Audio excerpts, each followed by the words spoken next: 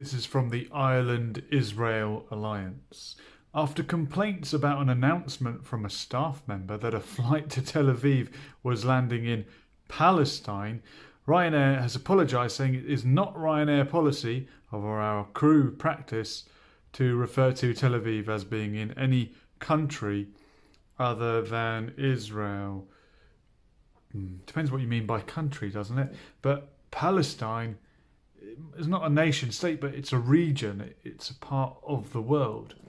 And the Zionist movement, before they created the state of Israel, their propaganda posters would actually say, visit Palestine, help him build Palestine. Why did that part of the world, from the river to the sea, suddenly stop being Palestine the night that the new state was created? There are many regions in the world that we can refer to. The Punjab, which spans eastern Pakistan and northwestern India, is still a region. It's now split between two countries, but that's still the Punjab, isn't it? Panj meaning five and Ab meaning river. The five rivers are still where you find the Punjab. And Palestine was and still is that region, that area between the River Jordan and the Mediterranean Sea. But why is it so threatening to mention the word? Why can many politicians not even bear to say that word Palestine? They'll talk about the Palestinian people. Certain politicians, you'll notice, they never ever refer to Palestine as a country. And it's interesting to consider why. But this plane story is quite funny. It was a Ryanair flight, and maybe the flight attendant or the captain, whoever it was that made the announcement, was politically motivated.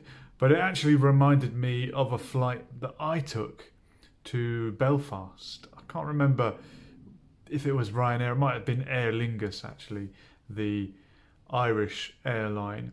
And when we arrived in Belfast, the announcement came over the speaker that the weather here in Belfast was similar to the UK. Weather here in Belfast, similar to the UK, and it's a rainy day, presumably, usually is in Belfast. And that was just sort of brushed over, and no one made any hoo-ha about it. But if you are saying that the weather in Belfast is similar to the UK, by implication, you're saying that Belfast is not part of the UK. Now, at the moment, when I'm filming this, Belfast still is. That might not be the case in a few months or in a few years' time. But it would be very offensive for a loyalist or a unionist to hear a suggestion that Belfast isn't part of the UK. They're fighting to maintain Belfast and all 6 counties in the north of Ireland as part of the UK. So that would have been very offensive to hear that. I assume there would have been a few loyalists at least on the flight, but no one made a fuss about it. No one got upset about it. Ryanair or Aer Lingus, whoever it was, didn't have to retract anything on Twitter or make any public statement. So I wonder why it is such an offensive remark. Why does it provoke such a reaction whenever someone refers to that region, not talking about nation state or anything else, as Palestine?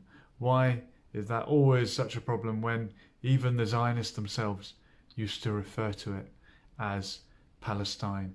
Golda Meir herself, although she denied the existence of Palestinians, did describe herself at one point being a Palestinian because she was born in the British Mandate of Palestine and her birth certificate says born in Palestine. So if she doesn't have a problem with it, why do you?